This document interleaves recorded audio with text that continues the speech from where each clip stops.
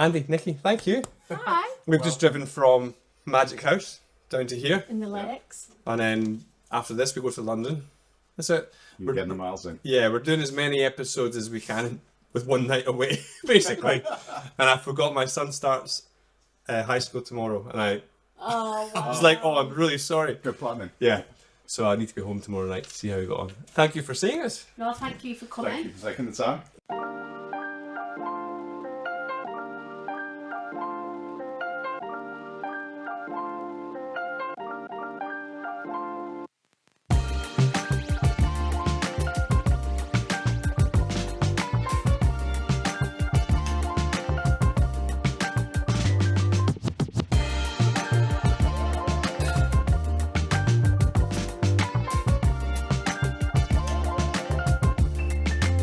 See you at every trade event. Yeah. Any excuse for The loud one. I didn't want to say double grey goose. There's an Expensive date. yeah. There's another. Rather you than me. There's another story there. Yeah. There's another podcast. Nikki doesn't need alcohol. So tell us, so introduce yourselves, and then we'll talk about the businesses, and then we'll talk about the showrooms and everything you've got going on here. I'll let you go ahead first. Well, I'm Andy Moss, and I founded the business in 1998 when I was in the RAF, and then I left the RAF and took the business full time. Brilliant. So you ran side by side to begin with? side briefly, weekends and evenings. Correct. Just started up from scratch. What did you do in the RAF? I was an aircraft electronics engineer. He was a very clever boy. Yeah. Well, no, I worked on I worked on Tornadoes for 3 years, and then I did 9 years on Jaguars. didn't know and that, I ended up in St Athan down in South Wales, and that's where we settled here. Awesome. So Nikki said when I first met her that she absolutely loves Wales. Little did I know that or realise she meant the mammals. So of course we ended up in Wales. So it's missing the crucial H. yeah. I hope your story's as good as his. Mine's a bit boring. Well, compared to servicing aircrafts for the RAF. Yeah, it was. You were a kid in a sweet shop, to be fair, weren't you? Yeah. Well, I'm Nikki, Andy's better half, I like to say. Everybody knows that. Yeah. Don't worry. I think everybody knows either the gob or the laugh, I think. Yeah, we know the laugh. And you've been in the business from day one? More or less from day one, not originally. Yeah. Well, we just kind of was part-time, and I just did all of his books. And then I was still working part-time, and then we got a girl in called Tisha. 20 odd years later, she's still with us. Oh, wow. Yeah. So, and then it just became apparent that we needed more staff. So it was kind of a bit silly that I didn't work in the business. So you tried to get away and then had to come back? I did get away. briefly, Back in 2007. Yeah. Oh, just before 2008. Yeah, 2007, it was 2008 really, it was the end of 2007. My best friend, which takes us on to the charity, my best friend was diagnosed with breast cancer. Right, okay. And then it was obvious that she wasn't getting any better, so I left Wales.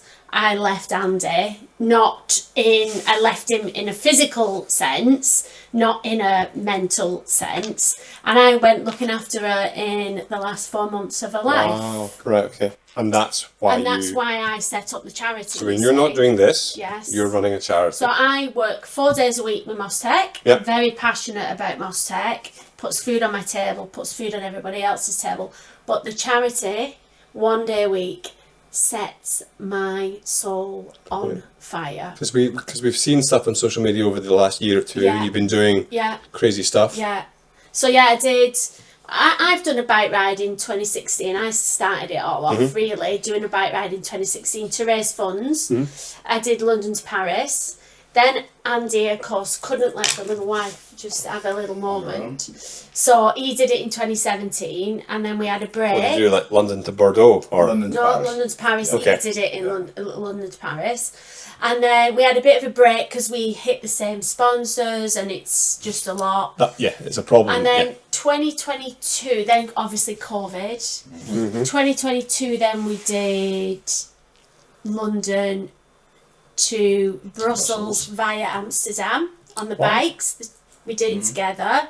And I've always wondered, is it cycle paths? Because obviously No. Amsterdam's pretty good. Yeah, Yeah. Amsterdam. And the Netherlands, all right. That Yeah. was pretty much cyclopaths, yeah. And but when you get across to Belgium, does it the it's cycle roads. path? Back on roads. Right. Okay. Roads. Yeah. So, And then last year we did the 3 peaks. Yes. 3 peaks, So he completed the 3 peaks.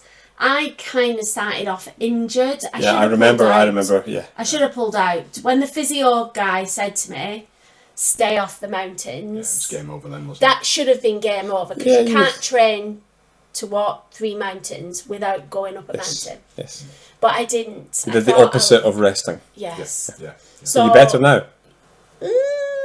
Well, I thought I was. Until the other day. Until a few weeks ago when we went to the Cotswolds walking and just coming down a hill, it kind of set everything knee. off again. Yeah. Right. Yeah. So that's the charity. Yeah, that's the charity. So tell us about Moss. Tell us.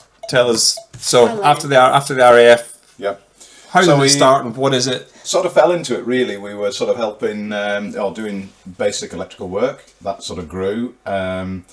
The qualities I learned and developed in the RAF, the attention to detail, the punctuality, the reliability, that sort of got us so much work, and I was inundated, so then something had to give. Of course, the level that you need to achieve there versus But we didn't even there's advertise the traditional at one point. cowboy. Advertise, We stopped. We you know. had to stop advertising Yeah, at yeah. one point. And people love that, so I think we quickly sort of developed, got a lot of work. Then we got to the point we needed to employ people, and at one point we had like 5 vans on the road, and this and the other.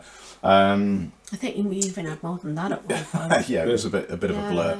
I then had to come off the tools, but then in 2008 we started installing Niko, Niko Bus, and then when they restructured the UK in 2011 and they pulled their office out of the UK, we then approached them about being UK distributor So you represent Niko in the UK. Yeah, Niko's a Belgian company. Niko, based in St Nicholas. They've got offices now in Antwerp, and we're the UK distributor. So Because that's what I see at the shows. That's the brand I see at the shows Yeah, when you guys are there doing your stuff. Yeah. Right. Yeah. So you run the two side by side, and you still have people on the road doing installation side. Yeah, we do tech support training and distribution for Niko with all the Niko stuff. But by there's certain areas, obviously, that we don't have installers that are trained, so we have to work with the existing installer on site. So that means we get involved in the field service, field support and installation. A lot of good electricians, they're not AV guys, so we'll help them with that. And so it means we get hands-on in the field, and because we've come from an electrical background, we know what it's like. I know what it's like to crawl through an attic or to receive tech support at 5:05, so I make sure that I'm available should an installer need help, And the installations you're doing, so you're doing residential, commercial, both? Yeah, residential, commercial. Okay. We've done recently the Cube Game Show in London, Canary Wharf. Oh, wow. All the power management for the cubes and back of house lighting. We're looking to migrate. The front of house lighting is a different brand at the moment, but there's quite a few problems with it, I believe. So we're looking at sort of converting that. So we've recently completed the company's head office. Basically, we've done a lot of commercial projects all over the UK. Niko although it's called Niko Home Control, it's lighting, heating, ventilation, shading control. Right. So it lends itself to many different solutions. I'm working with Richard Caton from Janus. With the ELAN and the Control 4 driver that we've had produced. That's enabled us to step into full-on BMS, because we're doing BMS via Niko for an energy management in the Cube in Canary Wharf. So that's really opened up the doors for the opportunity. So you developed a driver that's then used worldwide? Yeah. Excellent. Yeah. So all from here? Yeah. All from here? All from little old South Wales, yeah. So in here you have the podcasting suite in the corner. It's a full studio. So can you talk us around what you have in here? Chances are we'll put B-roll over it. So just talk in your head as much as you want, Better. and we'll then use your audio and have the footage. Yeah. Okay. So this was Nikki's brainchild. We have. I am going to take. She has a maternal pride about this. Or you walk in and she just, you're buzzing for us to see it. Let me just tell you a quick story. Andy was away last year, and I come down into this room. It used to be the training room, but it ended up being a bit of a dumping ground. Since lockdown. And like every training room. Yeah. And I hated it. Yeah. And I went upstairs, and all the staff was upstairs, and I just said, I think I'm going to piss Andy off when he comes back. And So rather than telling him, I'll just piss him off. And said, "Oh, what are you going to do now? Don't piss him off." But very quickly, Gareth knows me and knows I actually have good ideas. And he said, "Well, go on then. What do you want? What are you going to say to him?" I said, "I'm going to say that room downstairs needs to be a showroom." And he went, "Brilliant idea." Yeah. And to be fair, That's great. It's great. well, I said to Gareth, I said, "It means spending money." And he said, "Why? What do you want to do?" And I said, "Turn that room into a showroom." And he said, "That is brilliant, actually." Yeah. And to be fair to him, when I did tell him, he didn't want to string me up. I wouldn't argue with her. Generally. No. She generally gets over. It doesn't matter if it's a good. Doesn't matter if it's a good idea or not. No, if no one's saying no. So is this anything to do with Roddy Abbott? That is That Roddy. is, Yeah. yes. That's the Hug fabric. But what we've effectively created. This was a training room and it was used regularly. But during lockdown, of course, it stopped being used. Yeah. And then after lockdown. People didn't want to come on training anymore. Yes, I was going to say, did the training become virtual after that? It became virtual and it continued on virtual. Is it coming back round again? Yes. Okay. Yes, it is now, but it was more a case of we needed to show off what was possible. So I'll do a lot of video calls and I'll demonstrate Niko to clients, because what lockdown did for us, which was really good, obviously there's a lot of negatives with COVID and everything, but the good thing that it did for us was it forced people to embrace technology. Yep. If I'd have said before lockdown we'll have a video call, people would have assumed that I was rude because I couldn't be bothered going seeing them. Yeah. Well, how Whereas many now, times did I suggest to him, why do you have to go all over the place? Because it's just what you did. Yeah, you did it. You didn't actually think about the alternative. No, you didn't. No, to be fair, you didn't. And I would say to him, why don't you FaceTime them? Yeah. He's like, It seems so casual. It just seems so casual. Yeah. And even now, Yeah. FaceTime, we end up arranging Zoom calls and Google calls rather than just pressing the video button. FaceTime. But it still seems too casual. This is crazy. And do you know what's mad is we got we were given a job. A customer went ahead with a job through lockdown, wasn't it? And it was a doctor. And he wanted the technology, his wife was scared of it. And I said, look, if you want, I can take her around my house. I've got Niko in my house on FaceTime. Great. She absolutely, that sold them. Yeah. That literally that's good. sold them. Don't get me wrong, Carl. I put a bit of me in there. And did you have Gallo habitats in there at that Not point? at the point. Okay. No. But we since that was another thing. Nikki said then we want to do the garden, and of course I then grew it a little bit. And there's only one speaker you can put in the garden. So in the garden now we've just redone that, and of course we've got the habitat micro habitat speakers. They sound amazing. Cut to image of speakers. Yeah. We've seen that. That's good. Yeah. So we've socialed that and what have you. But yeah, in here. So this was it. It needed to be a multi-use room. It's not a big room. It's not a big environment. But it needed to be a training environment. It needed to be a demo room to show off all things that Niko could do, as well as the integrations with Control 4 and there's a home cinema. Set up in here, Dolby Atmos. Everyone's got different budgets. Yeah. And of course, we've got, the AV rack with the Marantz AVR. That's a 7.1.2 Dolby Atmos. I would have done a 7.1.4, but I went and put the ceiling in the way, so it's a 7.1.2. The LCRs, the left, centre, and front are Gallo Profile 3.5s. The surrounds and the heights are Amina carbon speakers. Of course, because it's nice to show off the invisibility of the speakers. Yeah. Of course, at the front on the TV wall, the screen wall, they're hidden. Behind Cinema Build Systems fabric. There's a the sub is that's an Amina sub. Yeah. But yeah, the whole room sounds amazing. It really does. But we can switch from the Marantz AVR setup to a Sonos setup as well. Yeah. Which is 9.1.4. Right. Okay. And that's the. So have you got Sonos fronts behind here as well? No, there's the Arc Ultra at the front. Ah. Yeah. So Yes. that provides the fronts and the surrounds. The rears are the Era 300s, and there's a Sonos sub as well. Go on. So yeah, but we're able to then switch the two systems over. Yeah. But we've also got a parallel feed into your Profile 3.5s as a stereo pair from a Sonos amp, Very good. and also your Adiva Like that, isn't it? droplets as well off another In Sonos amp. gloss black. In gloss black. So yeah, so we got It's great. pretty good tech in here to show off lots. And of you have end users in here as well as end users, retail, as business architects, customers. Builders. Right. developers, Yeah. trainees, We installers. we had an electrician in last week. He came to the showroom launch. He said, "What you've done here is absolutely phenomenal." Yeah. Do you know what I mean? So. But we can also train installers here. We like to keep training small. You know. Yeah. So talk us through because we'll B-roll this later on. So talk us through the training stations.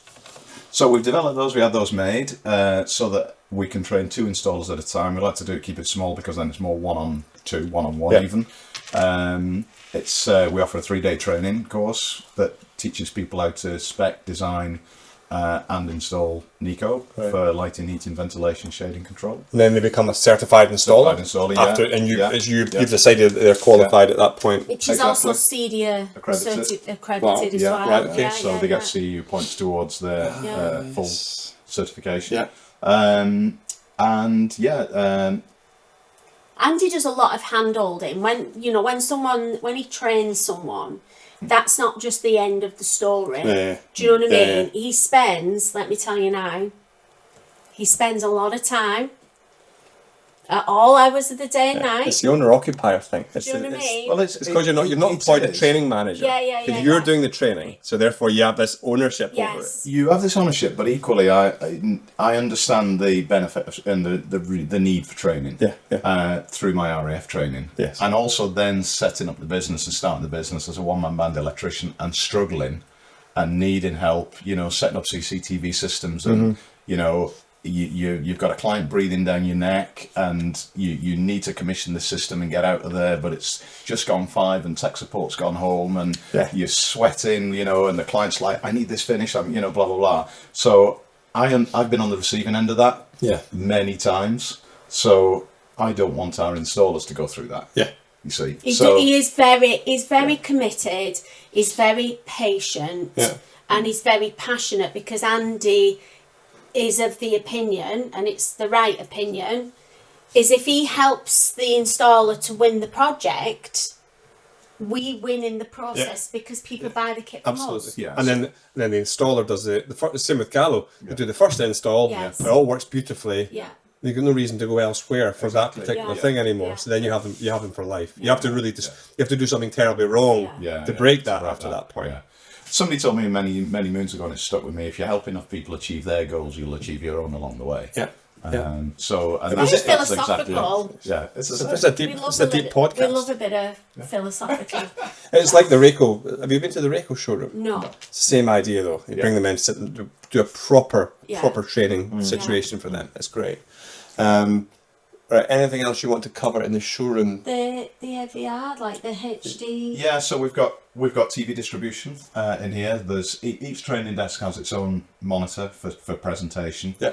But it's coming from a HD Anywhere matrix. Yeah. 4x4 matrix. Would you love a bit of HDR? Yeah, a bit of Mr. P. Mr. P. We love Mr. P. Yeah, and Mr. F as well. Yeah. He's a genius. Mr. W. To be fair, the whole team, even like 1AD. Mr. Dillon. I love Joe from 1AD. Well, it's a community, isn't it? CEDIA is a community. Yes, there is. Yeah, and we noticed that when we after we had acquired Gallo, and we went to the first. I think my first CD event was in Dublin Yeah. And then we met all these people, and then in Edinburgh, Yeah. and then you met me. then met you. We don't remember that. Too many double grey goose. So yeah, but of course then we can present on both the big screen and the smaller screen, so they don't have to keep twisting the head. Yeah. But equally, then we can demonstrate, Apple TV on here or movie on there, Apple TV on there, CCTV on another one. So it's all sort of fully integrated, and each trainee has got their own, each installer has got their own training desk, so that's their own house effectively. Yeah, okay. So it's all VLAN, so it's all completely isolated. Yeah. So they can do what they want. So we do some structured training, and then we look at different examples and conditions, and he's a very, very clever man. Yeah. But he's also got a very, very clever wife. It's just greater than the sum of its parts. as I think Justin said, Justin Fothergill, yin yang zing zang. Yeah, he did. He was with us once, and because we did an event a few years ago in the Millennium Stadium in Cardiff, and I think that was the first time he spent some time with us, and he'd said, "Babe, have you?" And I said, "Yeah, I've done it." And I just answered. I knew what he was going to ask me. It's each other's sandwiches. And he's like, "Oh my God, it's yin yang zing zang." Do you know what I mean? Yeah. And that has stuck with me. It's great. We're soulmates. Apparently, a Clydesdale horse can pull like 1,000 kilos, right? Yeah. Is this true? The numbers aren't necessarily true, Right, okay. but the ratio is correct. Right. 2 Clydesdale horses with one can do 3,000, so you're getting like 1.5. 2 Clydesdale horses that were trained together, it goes up to like 8. It's some crazy number. Really? Because they train together. Yeah, they pull at the same time. So your horses. Are you trying to say I'm That's a good analogy. Yeah. He's a horse. Anyway, I think that's too much. Too much of this good beer. So pull the pin and let it go. Yeah. The industry, the industry agree. Yeah. But have you learned stuff about Mosstech / Nikki and Andy that you didn't necessarily know? Yeah. Because I knew the Niko thing because we've seen it at trade shows, and I wasn't sure what happened behind the scenes from an install point of view. Yeah. So you could potentially have end users in here. Yeah. And you'll then send the end user to one of the installers you've trained up. Yes. Yeah. So it becomes this revenue generating thing for the installers that you bring in. It's quite cool. But a lot of the time, a lot of installers, they're very nervous about sort of taking on the project themselves because, of course, the first few times. The sort of thrust from basic electrics, some of them, into, oh my God, multi-room audio, blah, blah, blah, clients asking for Wi-Fi, can't you, blah, blah, blah, and they don't really know where they're going with it. So what we'll do initially is we may work with the installer and the client to be able to get to design it, because of course we're quite long in the tooth. We know what works, what's tasteful, and it's about what the client needs. And I always say keep it simple. Your washing machine's got 30 different cycles, but you use 2 of them. He makes me laugh when he says this. Washing machine expert. Do you know what I mean? Do you know what I mean? He says that like he uses when I'm loading the washing machine, I've got all these options. It's like he uses the washing machine. Yeah. How many programs has our washing machine got? Oh, 1, 2, 3. I'll count it later. 40-minute one and a 2-hour one. That's all we ever need, isn't it? You know boil wash, everything come out pink. So the clients will ask for certain things, and it doesn't necessarily mean that they're going to actually implement that. Yeah. But there's always a workaround. Yeah. And there's always a and I always like to say that custom installers or people in the industry, we're like chefs. We pick the best ingredients, Gallo speakers, they pair nicely with the with Sonos amps, blah blah blah. We take Niko for the lighting, heating, ventilation, and shading control. Yeah. ThermoSkirt for the heated skirting. Have you heard of that heated skirting? No, it's no, brilliant. Is it electric? Heating and wet. Yeah, and wet. So we've got it in our house as well. That's heated skirt. No, what? Yeah. So that's the piped. Yeah. And then do you run is there like a rubber pipe that then goes through that? No, that's just And then that's the electric version. So we got that in our house as well. But so that's aluminium. So it just radiates. Just radiates. That's a word. Gives you your wall back. But the Niko switches have got built-in thermostats and humidity sensors, you see. So, Right, okay. so Niko will do the zone heating for that particular room. So you're picking all these little ingredients That's and amazing. putting them together. Stay with us, kiddo. So it runs straight through the aluminium. Yeah, there's a little union goes on the end. So yeah, big shout out to our friends in ThermoSkirt, Martin and Ethan. ThermoSkirt. Yeah. So, Awesome. Yeah. So yeah, Thank you. Lots of different options. It's a great idea. Yeah. Yeah, we've got it in here in the toilets because obviously we didn't have room in the toilets Yeah. for a little radiator. So we put the ThermoSkirt It just in lets the you toilets. it basically lets you retrofit under Yes. floor heating without Yes. going onto the floor. yeah, and not everyone's got the space for a radiator on the walls, for instance. Yes. Now I know that's not smart home, but That's It's when all- as soon as you rig it up. Yes. you know, but just like It's integrated with Niko. just like Roddy's cinema build systems, it's interiors. Yes. You know, as well. So you know, Very good.